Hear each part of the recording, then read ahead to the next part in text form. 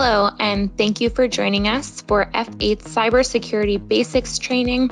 Today we're going to be going over some tips to keep your data safe. So first, welcome from us here at F8. We really want to talk about protecting your company data today, and that includes contact information, tax information, any pricing information that you may have, marketing info or client information, all your bank account information. We really want to keep that safe because you are the first line of defense in protecting your company's data. You really have to kind of work with your team here to make sure that you are accessing your data safely and that you are protecting your data. So what does it mean to be a human firewall? It means that you and your team must work together to protect your data and also your company's data and information. And we are going to be talking about what you can do to ensure that you are not the weak link in the first line of defense. So why are you a target? You are what we call a soft target, and this simply means that your information is the entryway to your organization's network.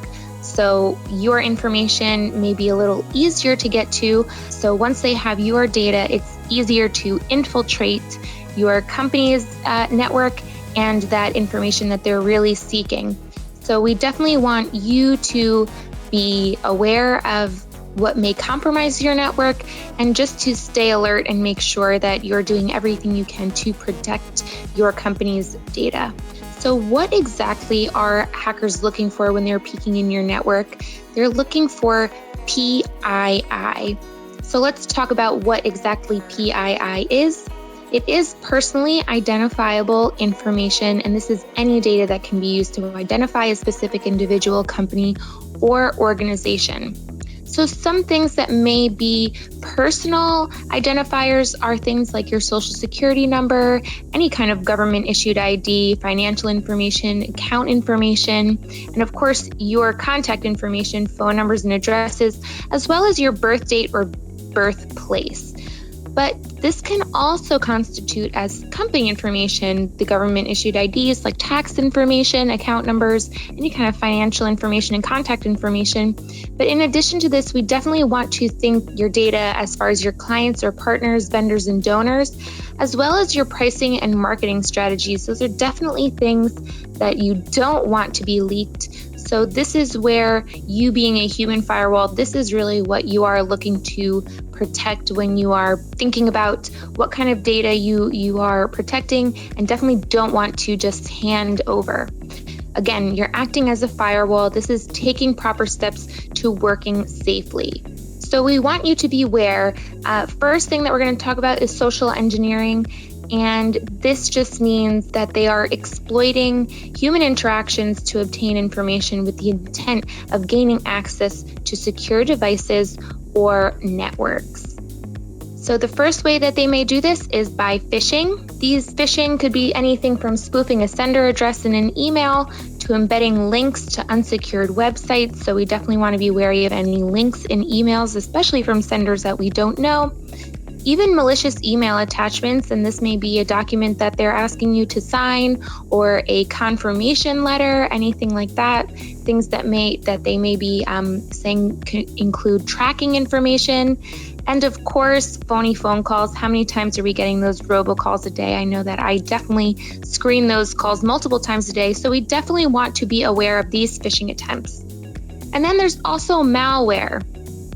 So malware is malicious code which can be distributed by the following mediums, either an ad, so a pop-up on a website may be malware, as well as things that are embedded on a website or a page, or bundled in a software download. So we definitely want to be aware of what we're clicking on and also what we are downloading onto our devices. So let's talk about how we can spot phishing. This looks like a pretty legitimate email at first glance, but let's point at some indicators that this may not be a legitimate email. The first thing is the sender. This looks like an unfamiliar sender or a suspicious sender. The domain is not from Wells Fargo when we take a closer look at the sender here. So that's definitely a red flag. Next is that they're misspelling the company name throughout the email. So definitely a red flag if the sender is not even spelling their company name correctly, definitely something that you want to be wary of. And also spelling or grammatical errors, you sign in instead of your sign in, no capital P in please, and also sincerely here. We definitely want to be aware of these kinds of grammatical errors. Of course, people are only human. Of course, we all make mistakes, but multiple mistakes throughout an email are definitely red flags that this may not be a legitimate email. We also want to watch where we browse. When we are browsing, we want to take a closer look at what websites we're going on. And a quick way that you can do this is to quickly look at the URL. So if you see this HTTP, this site has not applied any security measures, whereas this HTTPS lets you know that this site has applied some security measures. And that's just a quick indicator if you're looking at the URL at the top of your screen there, whether or not the site has applied any security measures.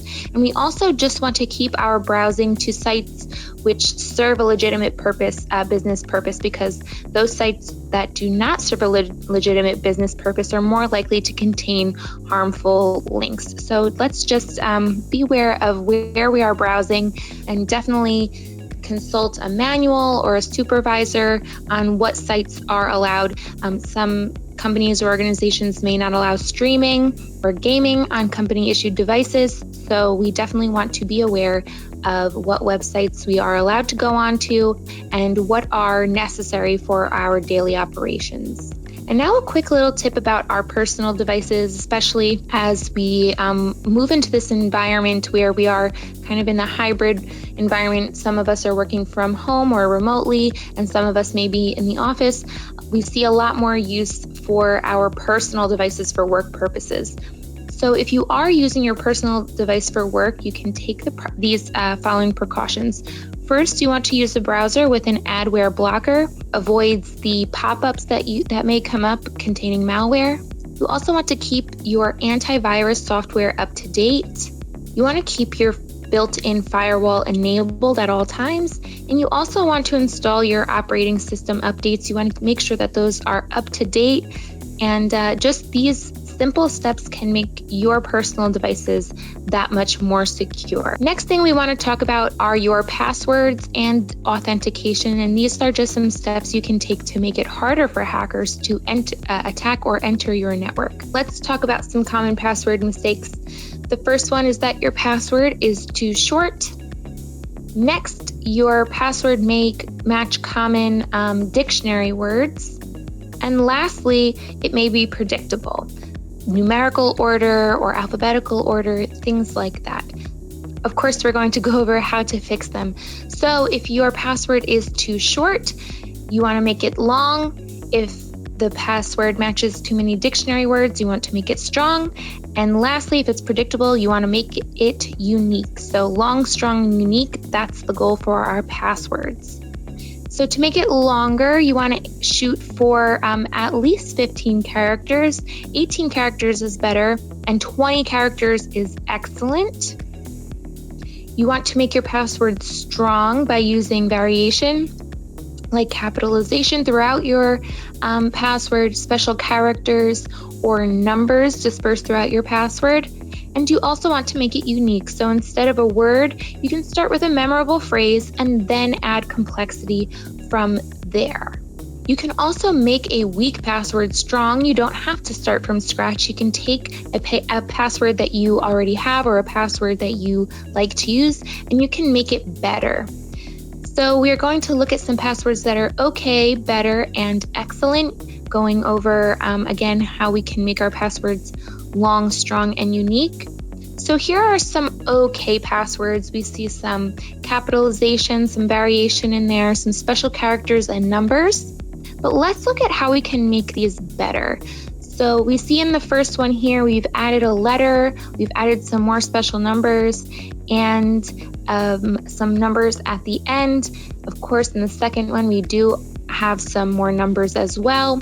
And in the last one, we've replaced one of the numbers with a letter and we've added another special character. So these are making these old passwords better. But to make them really excellent here, we want to have a lot of variation. And in the first one, we see some symmetry with the letters and numbers added and special characters added at the beginning and the end of the password. In the beginning, we see some scrambling of the letters. We had war in the first, in the middle one here under better. And now we see that war is scrambled. We've also added another word in there. And the last one, we made a clever twist of a phrase. I love a funny twist of a phrase here. So here we had jellyfish, and now we have PB and jellyfish, peanut butter and jellyfish. Now I'm hungry. And that's just some ways that you can take your password and make it better. You can have fun with your password. It doesn't have to be all business. Have fun while making your password because it will make it more memorable to you.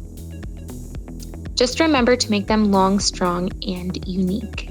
Another way that you can make it harder for hackers to get into your network is by implementing multiple modes of authentication or two-factor authentication, or maybe you may hear it as multi-factor authentication, TFA, MFA.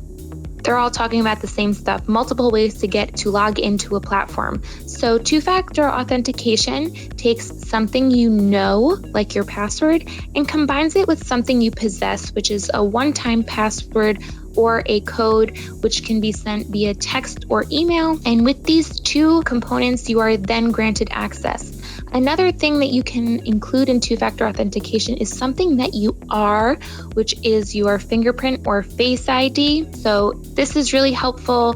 Maybe your password is easy to crack, but unless they have your password and this code or your fingerprint or your face, they are then not allowed or granted access into the platform which they are trying to hack. So setting up two-factor authentication or multi-factor authentication on your platforms is definitely an easy way to make sure that your data is protected. Let's also talk about using autocomplete. So if you have a 20-character password, it may not always be easy to remember that password, and you may be tempted to use autocomplete. But it is a little risky. So why is it risky? Firstly, autocomplete will fill in saved credentials. So if you fill out a form and you have autocomplete turned on in your browser, there's a good chance that if you go to fill out another form, that this information may be filled in automatically, which is not so good if your device falls into the wrong hands.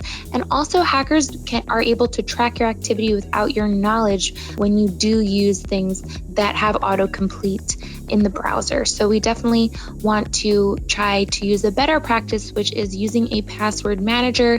These are things like LastPass, MyKey, Zoho Vault. All of these are great options, and we definitely have more options. If you're interested in hearing about more password managers, you can definitely reach out to us and we can help you figure out a password manager that may be good for you. We also want to go over minimizing your risks. So let's take a look at how we can do that. The first way that you can minimize your risks is by setting passwords on all your devices and, of course, using that password manager. The second way is through multi-factor authentication or two-factor authentication to log in. We also want to avoid opening emails from unknown or suspicious senders. We want to lock our devices always if we step away. I know we can't help but sometimes get up from where we're working, so if you get up or if you leave your devices unattended, definitely lock those devices. We want to have a plan for our lost devices so that we can wipe those devices remotely if they are lost. We want to back up our devices, especially if we do lose those devices and we have to wipe them. We want to make sure that we have all of our data somewhere still accessible. We want to practice a clean desk policy, and this is just making sure that at the end of the day, your devices are put away, out of sight, out of mind, that you're shut down properly, and all programs, applications are closed out before shutting down. Just at the end of the day, put it all away, clean desk policy.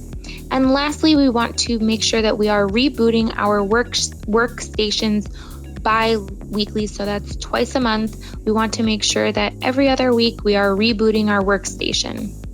Now let's talk about mobile security. So we may not know it, but our phones are like tiny laptops, and the same threats that we have to be wary of with our desktops, we also want to be aware that those threats are also to our mobile devices.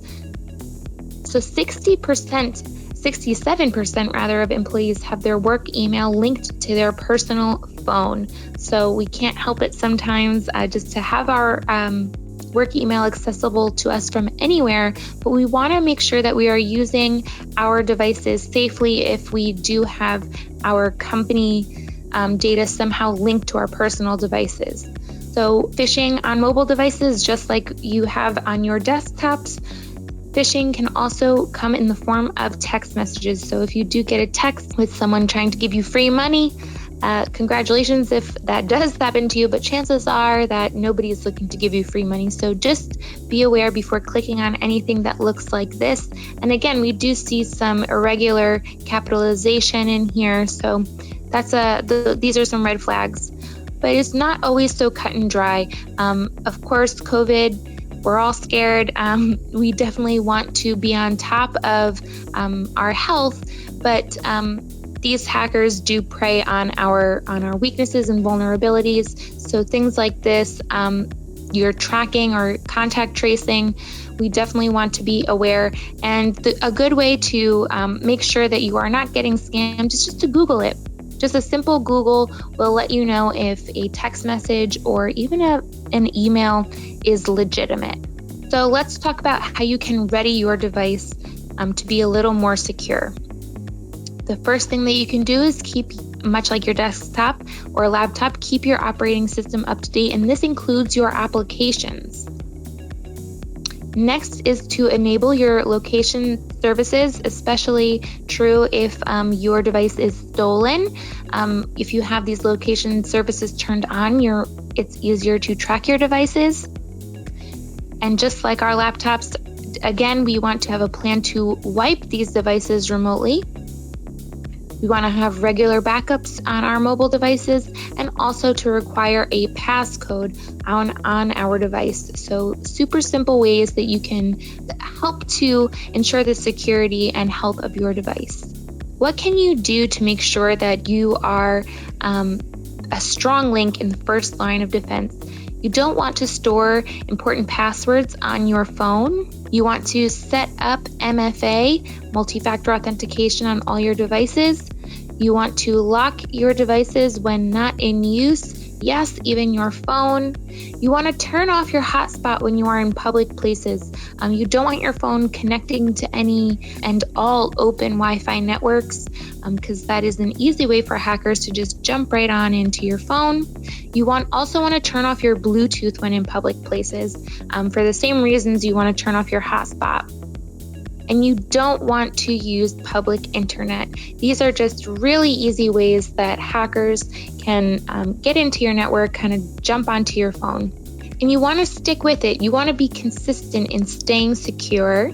We are going to give you a quick cybersecurity checklist here, just so that you can check yourself and make sure that you are consistent in maintaining the security of your devices. So first, you want to ask, is my workstation backed up?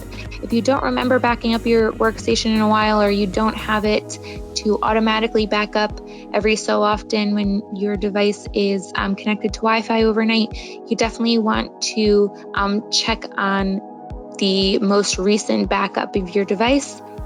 You also want to see if your operating system is up to date, as well as your antivirus software. You want to make sure that that is current, and you want to make sure that your passwords are strong or using multi-factor authentication. So those are just some quick ways that you can check yourself, make sure that you are working securely. You want to schedule a time for security. So schedule a reminder 1 week from now just to go over the security checklist quickly, and make sure that you are staying on top of the relevance of your antivirus software, your operating system, all that good stuff. You want to make sure that you are up to date. But if not, don't worry. F8 also provides scheduled wellness checks with you. You can ask your supervisor how often we are scheduled for wellness checks with your organization. But in the interim, we definitely want to make sure that you are also maintaining the health and security of your devices. So just again, you are the first line of defense in protecting your company's data. You want to be that human firewall. You don't want to be the weak link in the first line of defense. We want you to be aware and stay secure. Thank you for joining us today and going through the ways that you can help keep your data and your company's data safe. And if you have any questions, please feel to reach out to us here at F8. Thanks again and stay safe, everybody. Bye-bye.